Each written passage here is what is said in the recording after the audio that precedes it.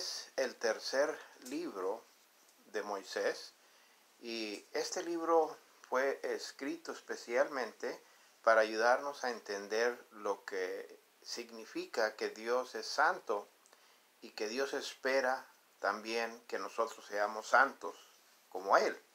Entonces aquí nos da Dios, al pueblo de Dios, Israel, muchas instrucciones acerca de cómo acercarse a Dios, cómo poder entrar a la presencia de Dios. Eso es un viaje muy importante que vamos a hacer por el libro de Levítico. El libro de Levítico, primeramente, está compuesto en tres partes. La primera sección cubre acerca de los sacerdotes que deben de ser santos, sacerdotes santos, y a través de que ellos iban a presentar y a ofrecer las ofrendas. Y los primeros 7 capítulos hablan de las diferentes ofrendas que deben de presentar a Dios, el pueblo de Dios. Entonces los sacerdotes son los que ante Dios representan al pueblo, y pues ellos son los que tienen que examinar y todos los detalles que hay en cuanto a las ofrendas para el pecado, para poder acercarse a Dios. Luego también en esta sección se encuentra la ordenación de Aarón y sus hijos. Ellos fueron escogidos por Dios de la tribu de Leví, y que después la tribu de Leví se va a encargar de ser los sacerdotes que representan al pueblo de Dios. Entonces, en esta sección también cubre la ordenación de Aarón y de los hijos de Aarón, que incluye 4 de ellos, el capítulo 8 al versículo 10. Luego, después también hay unas leyes muy importantes de limpieza para todos, comenzando a los sacerdotes y para la congregación en los capítulos 11 al 15. Y la segunda parte del libro de Levítico habla del lugar santísimo, el lugar santo y el lugar santísimo, y cómo debe de interceder el sumo sacerdote una vez al año. Esto está en Levítico 16 y Levítico 17. Ahí se encuentra y narra acerca de el día de la expiación, el día en que viene el sumo sacerdote y presenta la sangre en el lugar santísimo donde está la presencia de Dios. Y la última parte del capítulo 18 al 27 cubre muchas reglas para que haya un pueblo santo, el pueblo que debe de estar apartado hacia Dios, un pueblo santísimo que Dios esperaba a través de estas reglas que Él impuso y impone para que ellos puedan acercarse a Dios. El libro de Levítico entonces habla acerca de una separación que Dios hace. Primeramente escoge a varones que van a representarle, que son los sacerdotes, y luego ha escogido ese lugar santo donde Él va a morar y espera cierta manera de cómo poderse acercar a Él y cómo presentarse ante Él. Y luego, así al último, el pueblo de Dios, cómo debe de vivir a lo diario y qué es lo que Dios esperaba para estar en comunión con el pueblo de Dios, para que la presencia de Dios no se fuera. Vemos entonces que el texto clave que yo creo que podría ser para este libro se encuentra en el capítulo 20, verso 26, donde dice allí, capítulo 20, verso 26 de Levítico: habéis pues de serme santos, porque yo, Jehová, soy santo, y os he apartado de los pueblos para que seáis míos. Entonces es el versículo clave que Dios esperaba que su pueblo fuera santo como Él era santo, y que Él había apartado a este pueblo para poder así decir que eran de Él, para que seáis míos, dice posesivamente el Señor. Eso nos trae entonces al mensaje de este libro, que se va a encontrar en el capítulo 10 del libro de Levítico. Y ahí vamos a ver una triste historia, podríamos decir más bien una trágica historia de dos hijos de Aarón. Los dos eran sacerdotes. Sus nombres eran Nadab y Abiú. Vamos a ver en el capítulo 10 de Levítico la historia trágica de estos dos siervos, estos dos sacerdotes que iban a ser intercesores ante Dios. Pero en el primer día de servicio, vamos a ver qué pasó. Nadab y Abiú, hijos de Aarón, tomaron cada uno su incensario y pusieron en ellos fuego, sobre el cual pusieron incienso y ofrecieron delante de Jehová fuego extraño que él nunca les mandó. Y salió fuego de delante de Jehová y los quemó y murieron delante de Jehová. Entonces dijo Moisés a Aarón: esto es lo que habló Jehová diciendo: en los que a mí se acercan me santificaré, y en presencia de todo el pueblo seré glorificado. Y Aarón cayó. Y llamó Moisés a Misael y a Elzafán, hijos de Uziel, tío de Aarón, y les dijo: acercaos y sacad a vuestros hermanos de delante del santuario, fuera del campamento. Y ellos se acercaron y los sacaron con sus túnicas fuera del campamento, como dijo Moisés. Entonces Moisés dijo a Aarón y a Eleazar y a Itamar, sus hijos: no descubráis vuestras cabezas, ni rasguéis vuestros vestidos en señal de duelo, para que no muráis, ni se levante la ira sobre la congregación. Pero vuestros hermanos, toda la casa de Israel, sí lamentará por el incendio que Jehová ha hecho. Ni saldréis de la puerta del tabernáculo de reunión, porque moriréis, por cuanto el aceite de la unción de Jehová está sobre vosotros. Y ellos hicieron conforme al dicho de Moisés.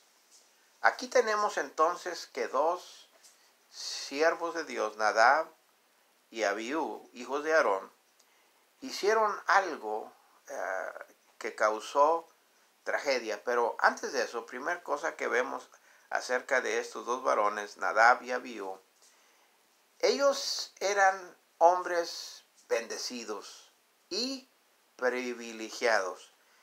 Bendecidos porque habían nacido en la familia de Aarón. Y pues Aarón era su padre y Moisés era su tío. En familia, aquí vemos cómo es que ellos ascienden a un puesto muy importante, a poder representar al pueblo de Dios. Pero aparentemente algo no estaba bien con su actitud, con su manera de comportarse. Y vemos entonces que con los beneficios y las bendiciones que Dios nos da, y hay consecuencias si no actuamos y obedecemos como Dios manda, sea quien sea. Aparte de ello, ellos eran privilegiados porque llegaron a ser escogidos, apartados para el servicio de Dios. Ellos eran sacerdotes que representaban, y como iban a continuar ascendiendo al templo constantemente para presentar los sacrificios a Dios. Y pues un día uno de ellos, y más probable el mayor de ellos, que era Nadab, era el primogénito, y algunos creen que eran cuates, Nadab y Abiú, porque siempre que se habla de los dos está en contexto de decir Nadab y Abiú, Nadab y Abiú. Vemos entonces que aquí también, en esta ocasión, una vez más, ellos dos incendiaron y pusieron en ese vasija, lo que haya sido, fuego. No nos dice de dónde lo tomaron, pero ya se les había dado instrucciones de dónde debían de haberlo tomado. Y pusieron incienso para prender ese vasija que ellos estaban trayendo y ofreciéndole a Dios. Entonces, al ofrecérselos a Dios, dice la Biblia que esto Dios lo consideraba como fuego extraño. fuego extraño. Ahora, la razón que esto ocurrió fue porque ellos no estaban ordenados por Dios o no estaban en sí mismos haciendo algo que Dios les había mandado hacer.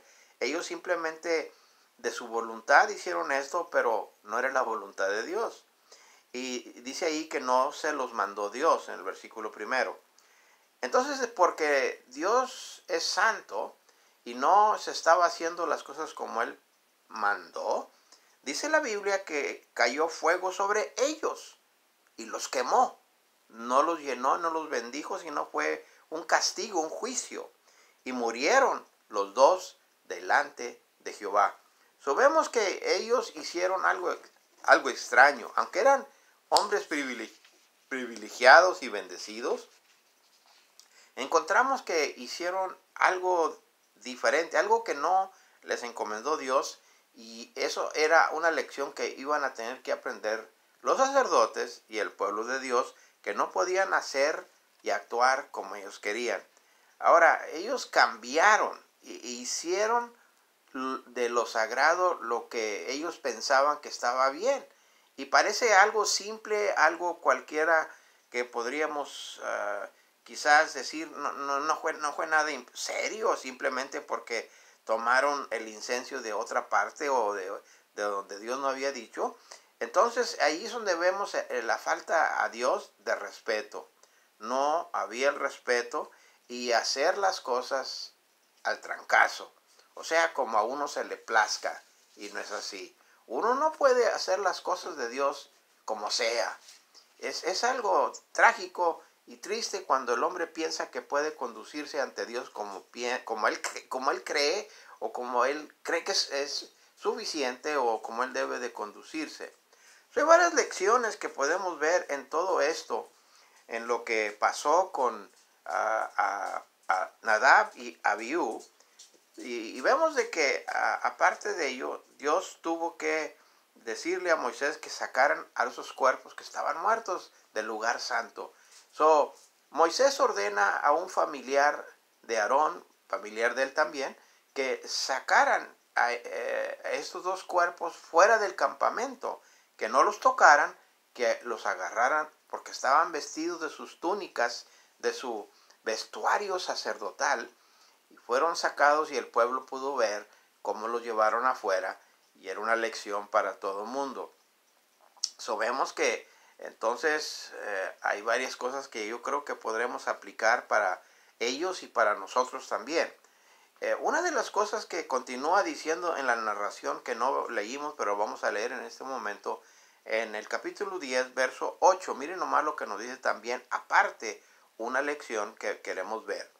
Y Jehová habló a Aarón diciendo: tú y tus hijos contigo no beberéis vino ni sidra cuando entréis en el tabernáculo de reunión, para que no muráis. Estatuto perpetuo será para vuestras generaciones, para poder discernir entre lo santo y lo profano, y entre lo inmundo y lo limpio, y para enseñar a los hijos de Israel todos los estatutos que Jehová les ha dicho por medio de Moisés.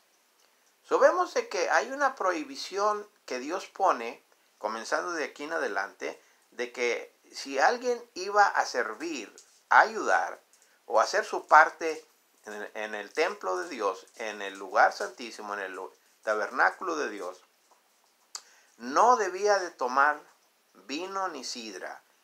Y la razón, para que no llegaran a entrar ebrios, porque para algunos quizás con una copita es todo lo que se necesita para descontrolar su estado emocional, como quizás era una de las cosas que pasó con estos jóvenes que estaban ebrios. Y entonces, como en su situación de ebriedad no estaban pensando bien las cosas, no estaban recordando bien las cosas, y por eso desobedecieron a Dios, porque no estaban concentrados. Eso es lo que hace la embriaguez, eso es lo que hace el vino. Y por eso, si alguien iba a servir, iba a ayudar en las cosas de Dios, no debía de tomar. Por eso hay una cosa que habla en las reglas para los obispos y los diáconos, que no sean dados al vino. Es una característica que dice, queriendo decir que que no puedan tomar vino o no puedan, porque en ese tiempo el vino era como la agua, era algo que de ellos bebían, pero no iban a hacerlo cuando iban a entrar al servicio de Dios. Era algo que no se debía de hacer. Ahora, también segundo, hay peligro en no discernir las cosas de Dios, que eso fue lo que pasó, que cuando la persona está ebria, no puede discernir, como dice aquí, entre lo santo y lo profano, entre lo inmundo y lo limpio. O sea que pierde el sentido, o puede perder el sentido de discernimiento, o sea, de distinguir las cosas entre negro y blanco. Se pierden ciertas cosas por la embriaguez, y eso es una de las cosas que sucedió en estos jóvenes, que en su frivolidad, en su manera de conducirse, causó de que lo que hicieron, aunque era algo quizás no muy significante, pero para Dios sí lo fue. Tenemos que hacer las cosas a la manera de Dios, y necesitamos discernimiento de Dios y entender y obedecer la palabra de Dios. Ellos sabían las reglas ya se les había dado instrucción en cómo deben de conducirse y qué debían de hacer y cómo debían hacer las cosas. Aunque era el primer día, el día en que apenas estaban iniciando el servicio que estaban llevando ante Dios, de todas maneras, Dios esperaba que habría cierta conducta que Él esperaba. Dios espera, tercero, otra cosa que podemos aprender de lección, que los que están al frente de las cosas de Dios deben de conducirse en una manera más elevada, un poquito de más expectativa, espera Dios de los que están al frente en las cosas de Dios. Es muy importante este punto, porque muchas veces pensamos, sí, todos somos iguales, pero aquellos que están ministrando, aquellos que están al frente del pueblo de Dios, deben de ser santos, deben de apartarse de todo su corazón. Todos fallamos, todos tenemos faltas, pero hay una diferencia cuando alguien no está ni tratando, ni haciendo esfuerzo. Es muy importante que los que están al frente se conduzcan de una manera más allá de lo que es lo simple, de lo común. Están en un lugar de testimonio, están en un lugar que debe de dar buen ejemplo. Es una de las razones que yo creo que no cualquiera debe de pasar al frente en nuestras iglesias, ahora cambiando el tópico de esto que es muy diferente, pero algo similar, cuando nos acercamos a servir a Dios ahora, y estamos ahora ya sea los que dirigen la música, los que presiden, los que enseñan, los que dirigen el canto, deben de ser varones y personas que están viviendo la vida cristiana, que están practicando las cosas de Dios. Porque si están hipócritamente y falsamente y no totalmente dedicados, se les tiene que llamar la atención en una manera con cordura y con lección para que puedan corregirse. Y si no se corrigen, entonces se tienen que sentar. No puede estar dirigiendo y estar al frente alguien irresponsable, alguien que no está cumpliendo con las cosas de Dios o que cambia las cosas de Dios a su manera. Hay iglesias que cambian, por ejemplo, el servir la mesa del Señor, que ponen unas galletitas y coca o otra clase de licuado, o sea, de tomar en vez de lo que debe de ser de la vid, de la uva, y pan sin levadura, pan que representa el cuerpo del Señor en una manera digna. Pero una de las cosas que quiero decir con esto es de que tenemos la responsabilidad de llamarle la atención a alguien que no está haciendo las cosas de Dios y quiere servir y quiere estar al frente del pueblo de Dios. No se puede. Así como Nadab y Abiú pensaron de que como eran ya escogidos, estaban ungidos de Dios y todavía tenían la unción de Dios y todo, pero no podían hacer lo que ellos querían hacer. y es muy importante entonces de que nosotros podamos serle fiel. Por eso yo tenía una regla cuando era pastor en una iglesia. Los músicos y los que estaban al frente tenían que estar en la escuela dominical. Si el músico o los que presidían o los que nos ayudaban en las cosas de Dios al frente no iban a la escuela dominical, si hacia menos de que estaba alguna razón legítima, ellos no podían estar al frente, ellos no podían dirigir, no podían cantar, no podían tocar sus instrumentos, y ellos sabían, porque eso fue una regla que se les impuso. Ahora no está en la Biblia, pero debe de haber tal ejemplo de que si cómo van a poder subirse arriba y no dar el testimonio a los demás, que por ejemplo la escuela dominical es importante y estar en las clases para dar testimonio a los demás que también vengan. Ellos nomás vienen y creen que se pueden subir arriba y participar y como si nada. No, señor, tiene que haber disciplina. Y es por eso que aquí no hubo disciplina, y la disciplina la dio el Señor en una manera trágica. La tragedia de Nadab y Abiú fue algo horrible, fue algo que nunca se les olvidó al pueblo de Dios, pero por eso la palabra de Dios, y Dios siempre dice, y lo sigue diciendo, habéis pues de serme santos, porque yo Jehová soy santo, y os he apartado de los pueblos para que seáis míos. Israel, Dios sacó de los pueblos para ser un pueblo especial. Y ahora en medio de todo eso, porque Israel rechazó a su Mesías, entró la iglesia. Y ahorita en este tiempo, y una vez más en el futuro, va Dios a otra vez obrar en Israel. Mientras tanto, está la iglesia. La iglesia de nuestro Dios es ese pueblo que adquirido por Dios para poder traer alabanza y dirigir y buscar la gente hacia Dios. Ahora la iglesia tiene la responsabilidad y está en este medio, en este tiempo, apuntando que solo Dios es nuestra esperanza. Tenemos que buscar a Dios, creer en Dios y servirle a Él. Ojalá que usted lo esté haciendo. Busque al Señor, apártese de todas las cosas para poder obedecerle. Lea la palabra de Dios. Este es uno de los libros que va a dar reglamentos. Y claro, está dirigido a Israel. Pero hay cosas prácticas para nosotros, para nuestras vidas. Y ojalá que más que nada aprenda de que si usted es del Señor, está apartado, es alguien especial para Dios, es posesión de Dios. Eso es lo que Dios espera, y si usted es parte y es del pueblo de Dios, Dios espera que viva en otro nivel, más allá del que no es de Dios, al pagano, aquel que no busca de Dios. Usted y yo que buscamos al Señor tenemos que vivir de otra manera, muy diferente, que agrade a nuestro Dios.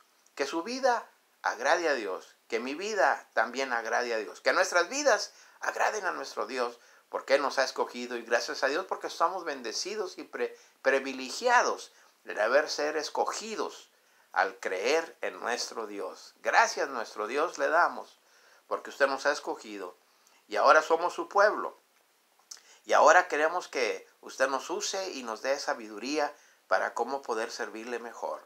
Bendiga a su pueblo, bendiga a aquel que me escucha, que pueda realizar que usted es un Dios serio, un Dios que espera que vivamos de una manera que le agrade a usted.